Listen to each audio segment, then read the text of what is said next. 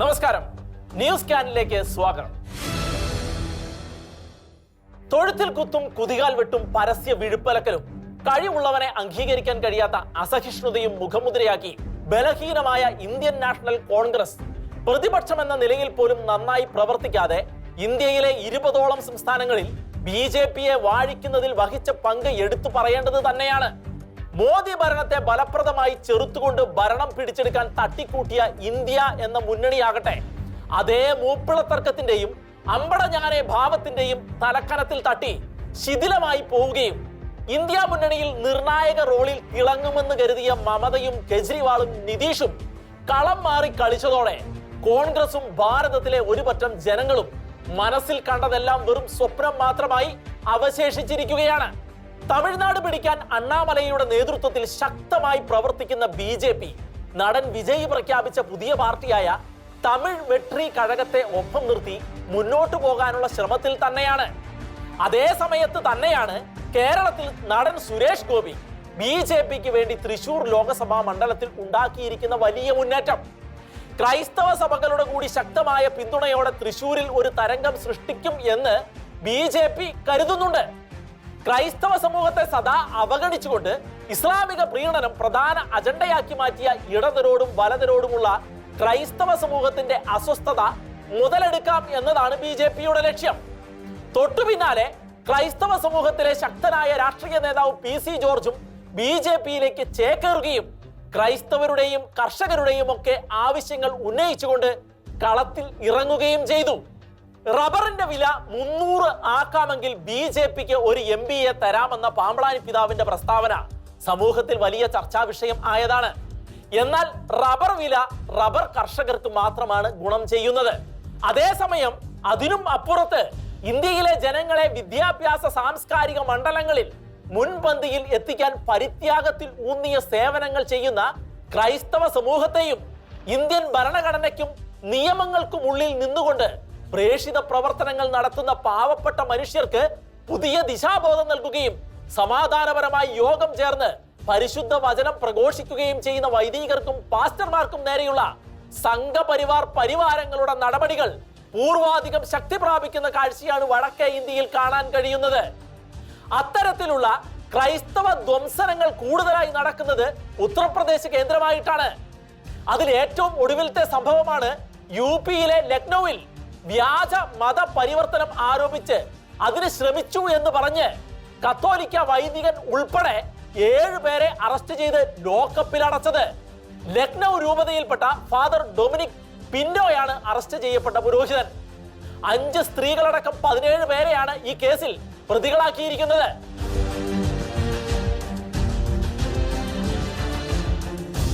കുറ്റം തെളിയിച്ചാൽ ഇവർക്ക് 10 വർഷം വരെ തടവ് ലഭിക്കാനിടയുണ്ട്. എന്നാൽ പോലീസും VHPക്കാരും നടത്തുന്ന ആരോപണത്തിൽ ഒരു കഴമ്പുമില്ലെന്നും പ്രാർത്ഥനാ ഗ്രൂപ്പിന് പ്രാർത്ഥന നടത്താൻ ഹാൾ നൽകുക മാത്രമാണ് ഫാദർ പിന്റോ ചെയ്തതെന്നും ലക്നൌ രൂപത ചാൻസലറായ ഫാദർ ഡൊണാൾഡ് ഡിസൂസ വ്യക്തമാക്കി. ഈ കഴിഞ്ഞ തിങ്കളാഴ്ച വൈകുന്നേരം ബറാബങ്കിയിലെ ദേവ ഏരിയയിലുള്ള സെന്റ് മാത്യൂസ് മെത്തഡിസ്റ്റ് പള്ളിയിൽ കൂട്ട മതപരിവർത്തനത്തിന് ശ്രമിച്ചെന്നും അത് പരാജയപ്പെടുത്തിയെന്ന് അവകാശപ്പെട്ട് പോലീസ് 10 പ്രതികളെയാണ് സംഭവ സ്ഥലത്ത് നിന്ന് അറസ്റ്റ് ചെയ്തത്. പ്രേഷിത പ്രവർത്തനത്തിന്റെ മറവിൽ ജനങ്ങളുടെ അസുഖം ചികിത്സിക്കാനെന്ന വ്യാജേന അയോധ്യയിൽ നിന്ന് ഇവരെ ഇവിടെ കൊണ്ടുവന്ന് ജോലി വാഗ്ദാനം ചെയ്തു എന്നാണ് ആരോപണം. പുരോഹിതൻ മറ്റുള്ളവരുടെ സഹായത്തോടെ അവരെ പള്ളിയിൽ ആരാധന നടത്തി ക്രിസ്ത്യാനികളാക്കി മാറ്റാൻ ശ്രമിക്കുകയായിരുന്നു എന്നാണ് ഇവർക്കെതിരായി വ്യാജമായി ആരോപിക്കപ്പെട്ടിട്ടുള്ളത്. ലക്നൌ രൂപതാധ്യക്ഷൻ ഫാദർ ജെറാൾഡ് ജോൺ മത്യാസ് ഇതേപ്പറ്റി ഷെക്കേന ന്യൂസിനോട് പറഞ്ഞത് ഇപ്രകാരമാണ്. And in the meeting, they had also called the media and the police. Police also came, and the police almost looked like they were on their side.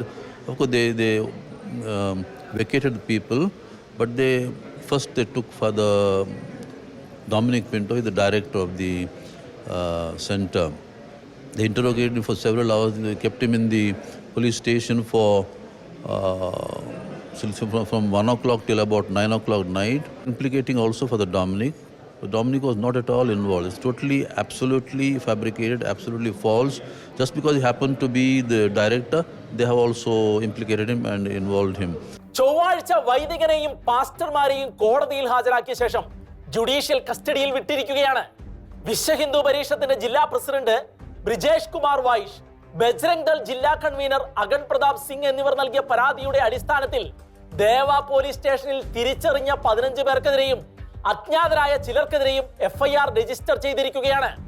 മതപരിവർത്തന നിരോധന നിയമം 2021 session 3(5) close 1 പ്രകാരമാണ് പ്രതികൾക്കെതിരെ കേസെടുത്തിരിക്കുന്നത്.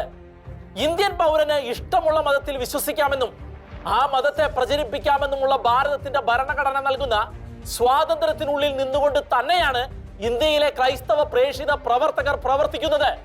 അതിനുള്ള അവകാശം ഇവിടെ ആരുടെയും ഔദാര്യമായിട്ടല്ല ക്രൈസ്തവർ അനുഭവിക്കുന്നത്, മറിച്ച് അത് അവകാശമാണ്. ഇതുപോലെ തന്നെ UP-യിൽ മതപരിവർത്തനം ആരോപിച്ച് പാസ്റ്റർ സന്തോഷ് ജോൺ എന്ന മലയാളിയെയും ഭാര്യയെയും അടുത്തിടെ അറസ്റ്റ് ചെയ്തിരുന്നു. ഇത്തരത്തിൽ നോർത്ത് ഇന്ത്യയിൽ പലയിടത്തും ക്രൈസ്തവർക്കെതിരായി സംഘപരിവാർ സംഘടനകളുടെ ആക്രമണം തകൃതിയായിട്ട് നടക്കുന്നുണ്ട്.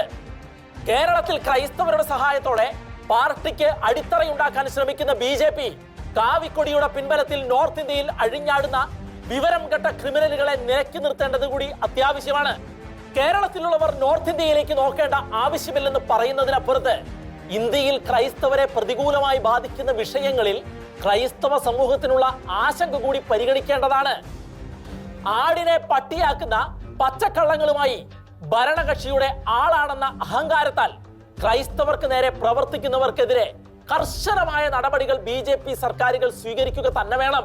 കേരളത്തിൽ BJPക്ക് ക്രൈസ്തവരോട് ബാന്ധവവും നോർത്തിൽ ക്രൈസ്തവർക്ക് BJP വക പീഡനവുമാണെങ്കിൽ ആ കപടതകളെ തിരിച്ചറിയാൻ ക്രൈസ്തവർക്ക് കഴിയും. കേരളത്തിൽ BJPക്ക് അടിത്തറ ഉറപ്പിക്കാൻ വേണ്ടി മാത്രമുള്ള മുട്ടും പലകയുമായി മാത്രം ക്രൈസ്തവരെ കാണാനാണ് നീക്കമെങ്കിൽ അത് തിരിച്ചടികൾ മാത്രമേ സൃഷ്ടിക്കുകയുള്ളൂ. തിരിച്ചറിവും ബോധവുമില്ലാതെ ഉരുളയ്ക്ക് മറിയുന്നവരാണ് ക്രൈസ്തവരെന്ന ചിന്ത ആരും കാത്തു സൂക്ഷിക്കരുത്. നോർത്ത് ഇന്ത്യയിൽ ക്രൈസ്തവരെ സംരക്ഷിക്കാൻ BJP സന്നദ്ധത കാണിക്കുന്നില്ലെങ്കിൽ, അവരുടെ ആശങ്കകൾ പരിഹരിക്കാൻ മെനക്കെടുന്നില്ലെങ്കിൽ കേരളത്തിലെ സാധാരണ ക്രൈസ്തവരെ വികസനവും തീവ്രവാദ ഭീഷണിയും ഉയർത്തിക്കാട്ടി മാത്രം എത്ര ക്യാൻവാസിംഗ് നടത്തിയാലും അത് വെള്ളത്തിൽ വരച്ച വര പോലെയാകുമെന്ന് BJP ഓർത്തിരിക്കുന്നത് അവർക്ക് വളരെ നല്ലതാണ്. പൗരത്വ ഭേദഗതി ബില്ലിലും ഏകീകൃത സിവിൽ കോഡ് നിയമങ്ങളിലുമെല്ലാം ക്രൈസ്തവർ BJPയുടെ നിലപാടുകൾക്കൊപ്പമാണ്. എന്നാൽ ലവ് ജിഹാദ് എന്ന വിപത്തിനെ തടയാനാണെന്ന ഭാവത്തിൽ വിവിധ സംസ്ഥാനങ്ങളിൽ നടപ്പിലാക്കിയ നിർബന്ധിത മതപരിവർത്തന നിരോധന നിയമം ക്രൈസ്തവർക്കെതിരെ വ്യാപകമായി ദുരുപയോഗിക്കപ്പെടുന്നത് കാണുമ്പോൾ ക്രൈസ്തവർ ഏകീകൃത സിവിൽ കോഡിനെയും സംശയ ദൃഷ്ടിയോടെ തന്നെയാണ് വീക്ഷിക്കുന്നത്. പോപ്പുലർ ഫ്രണ്ട് അടക്കമുള്ള തീവ്ര ഇസ്ലാമിക ഭീകര സംഘടനകളെ നിരോധിച്ചത് എക്കാലത്തും മോദി സർക്കാർ ചെയ്ത വലിയ നന്മയാണ് എന്ന് ക്രൈസ്തവർ വിശ്വസിക്കുന്നുണ്ട്. എന്നാൽ നോർത്ത് ഇന്ത്യയിൽ നടക്കുന്ന ക്രൈസ്തവ പീഡനത്തിന്റെ നടുവിൽ BJP കാണിക്കുന്ന നിഷ്ക്രിയതയും നിശബ്ദതയും ക്രൈസ്തവ സമൂഹത്തെ വല്ലാതെ ആശങ്കപ്പെടുത്തുന്നുണ്ട്. ആ ആശങ്കകൾ BJP നേതൃത്വം പരിഹരിച്ചേ പറ്റൂ. കേരളത്തിലും ഇത്തരത്തിലുള്ള ചിലർ ആളും തരവും നേരവും കാലവും നോക്കാതെ കഴിഞ്ഞ കാലങ്ങളിൽ അഴിഞ്ഞാടിയിട്ടുണ്ട്. ഒരുപക്ഷെ ഇനിയും അത്തരം സംഭവങ്ങൾ ആവർത്തിച്ചു കൂടാ എന്നുമില്ല. നോർത്ത് ഇന്ത്യയിലെ ക്രൈസ്തവർക്ക് സമാധാനം നൽകാത്തവർ കേരളത്തിലെ ക്രൈസ്തവർക്ക് നൽകുന്ന വാഗ്ദാനങ്ങൾ പാലിക്കുമോ എന്ന കടുത്ത ആശങ്ക നിലനിൽക്കുന്നുണ്ട്. സംഭവങ്ങൾ ഒറ്റപ്പെട്ടതാണെങ്കിലും പെരുക്കപ്പെട്ടതാണെങ്കിലും ഭീതിപ്പെടുത്താൻ അത് ധാരാളം മതി. അതുകൊണ്ട് കേരളത്തിൽ ക്രൈസ്തവരുടെ പിന്തുണയോടെ താമര വിരിയണമെന്ന് BJP ആഗ്രഹിക്കുന്നുണ്ടെങ്കിൽ ആദ്യം മാറി ചിന്തിക്കേണ്ടത് ക്രൈസ്തവരല്ല, BJP തന്നെയാണെന്ന് ഓർത്തിരിക്കുന്നത് നല്ലതാണ്. കർണാടകയുടെ മണ്ണിൽ ചരിത്രം കുറിച്ചുകൊണ്ട് നടന്നത് ഭാരതത്തിലെ കത്തോലിക്ക മെത്രാന്മാരുടെ 36ാമത് അഖിലേന്ത്യാ സമ്മേളനമായിരുന്നു. ബംഗളൂരുവിലെ സെന്റ് ജോർജ് മെഡിക്കൽ കോളേജിൽ ജനുവരി 31 മുതൽ 7 ദിവസം നീണ്ടതായിരുന്നു ചരിത്ര പ്രസിദ്ധമായ ഈ സമ്മേളനം. ഇന്ത്യക്കും നേപ്പാളിനും വേണ്ടിയുള്ള വത്തിക്കാൻ സ്ഥാനപതി ആർച്ച് ബിഷപ്പ് ലെയോപോൾഡോ ജിറേലി ഉദ്ഘാടനം ചെയ്ത ഈ മഹാസമ്മേളനത്തിൽ ഇന്ത്യയിലെ വിവിധ സംസ്ഥാനങ്ങളിൽ നിന്നുള്ള 175ഓളം ബിഷപ്പുമാരാണ് പങ്കെടുത്തത്.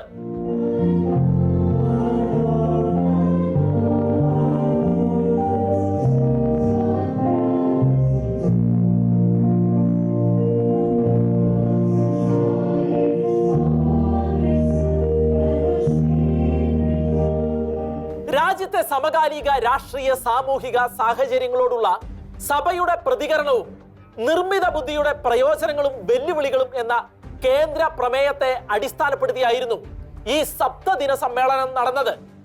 സമ്മേളനത്തിന്റെ അവസാന ദിനത്തിൽ നടന്ന തെരഞ്ഞെടുപ്പിൽ തൃശൂർ ആർച്ച് ബിഷപ്പായ മാർ ആൻഡ്രൂസ് താഴത്ത് പിതാവിനെ തന്നെ CBCI പ്രസിഡന്റായി വീണ്ടും തെരഞ്ഞെടുക്കുകയുണ്ടായി. Bishop George Antony, bishop Mar Thomas എന്നിവർ വൈസ് പ്രസിഡന്റുമാരായും bishop Anil Joseph Thomas general സെക്രട്ടറിയായും തെരഞ്ഞെടുക്കപ്പെട്ടു. സമ്മേളനത്തിനൊടുവിൽ പുറത്തിറക്കിയ മെത്രാൻ സമിതിയുടെ റിപ്പോർട്ട് ഭാരതത്തിന്റെ ഇന്നത്തെ അവസ്ഥയുടെ നേർക്കാഴ്ചയാണ് നൽകുന്നത്. ശാസ്ത്ര സാങ്കേതിക സാമ്പത്തിക മേഖലകളിൽ ഇന്ത്യ വമ്പിച്ച പുരോഗതി കൈവരിച്ചതായും ലോകത്തെ വളർന്നു വരുന്ന സാമ്പത്തിക ശക്തിയായി രാജ്യം അംഗീകരിക്കപ്പെട്ടതായും അതിൽ ഭാരതത്തിലെ ക്രൈസ്തവ സമൂഹം അഭിമാനിക്കുന്നതായും റിപ്പോർട്ടിൽ പറയുന്നു. എന്നാൽ രാജ്യത്തെ നിലവിലെ അവസ്ഥകൾ തങ്ങളെ ഉത്കണ്ഠപ്പെടുത്തുന്നു എന്ന് അഭിപ്രായപ്പെട്ട ഭാരത മെത്രാൻ സമിതി അതിന്റെ കാരണങ്ങൾ റിപ്പോർട്ടിൽ അക്കമിട്ട് നിരത്തുന്നുണ്ട്. ഭാരതത്തിന്റെ വിവിധ ഭാഗങ്ങളിൽ ക്രിസ്ത്യാനികൾക്ക് നേരെയുള്ള ആക്രമണങ്ങൾ വർദ്ധിച്ചുകൊണ്ടിരിക്കുന്നതായും വീടുകളും പള്ളികളും നശിപ്പിക്കുന്നതായും അനാഥാലയങ്ങൾ, ഹോസ്റ്റലുകൾ, വിദ്യാഭ്യാസ ആരോഗ്യ പരിപാലന സ്ഥാപനങ്ങൾ എന്നിവിടങ്ങളിൽ സേവനമനുഷ്ഠിക്കുന്ന ജീവനക്കാരെ മതപരിവർത്തനം നടത്തിയെന്ന വ്യാജ ആരോപണങ്ങൾ ഉന്നയിച്ച് ഉപദ്രവിക്കുന്നതും സാധാരണമായിരിക്കുന്നതായും റിപ്പോർട്ടിൽ പറയുന്നു. വിഭാഗീയതയും വിദ്വേഷ പ്രസംഗങ്ങളും മതമൗലികവാദ പ്രസ്ഥാനങ്ങളും രാജ്യത്തെയും അതിന്റെ ഭരണഘടനയെയും സവിശേഷമാക്കുന്ന ബഹുസ്വരതയെയും മതേതരത്വത്തെയും ഇല്ലാതാക്കുന്നുവെന്നും അഭൂതപൂർവമായ മതധ്രുവീകരണം നമ്മുടെ രാജ്യത്ത് നിലനിൽക്കുന്ന സാമൂഹിക സൗഹാർദ്ദത്തെ തകർക്കുകയും ജനാധിപത്യത്തെ തന്നെ അപകടത്തിലാക്കുകയും ചെയ്യുന്നുവെന്നും റിപ്പോർട്ടിലുണ്ട്. എന്നാൽ നിലവിലെ ഇത്തരം സാഹചര്യത്തോടുള്ള ആദ്യ പ്രതികരണം പ്രാർത്ഥനയാണെന്ന് മെത്രാൻ സമിതി ഊന്നി പറയുന്നു. രാജ്യത്ത് സമാധാനത്തിനും ഐക്യത്തിനും വേണ്ടി ഓരോ രൂപതയും 2024 മാർച്ച് 22 വെള്ളിയാഴ്ച പ്രാർത്ഥനയുടെയും ഉപവാസത്തിന്റെയും ദിനമായി ആചരിക്കണമെന്ന് CBCI ആവശ്യപ്പെട്ടിട്ടുണ്ട്. നിർണായക ഇലക്ഷൻ പടിവാതിലിൽ എത്തി നിൽക്കുമ്പോൾ പ്രാർത്ഥനയാകുന്ന വലിയ സാധ്യത കൈമുതലായവർ രാജ്യത്തിനു വേണ്ടി മുട്ടുമടക്കേണ്ട സമയമാണിതെന്നും രാജാക്കന്മാരെ വാഴിക്കുന്നതും താഴെ ഇറക്കുന്നതും രാജ്യത്തിനിണങ്ങിയ ഭരണകർത്താക്കളെ നൽകുന്നതും ഉന്നതത്തിൽ നിന്നാണെന്ന ഉറച്ച സ്ഥൈര്യം ഉള്ളിൽ ഉണ്ടാകണമെന്നും ഓർമ്മിപ്പിച്ചുകൊണ്ട് ന്യൂസ് കാൻ ഈ ആഴ്ച സമാപിക്കുന്നു.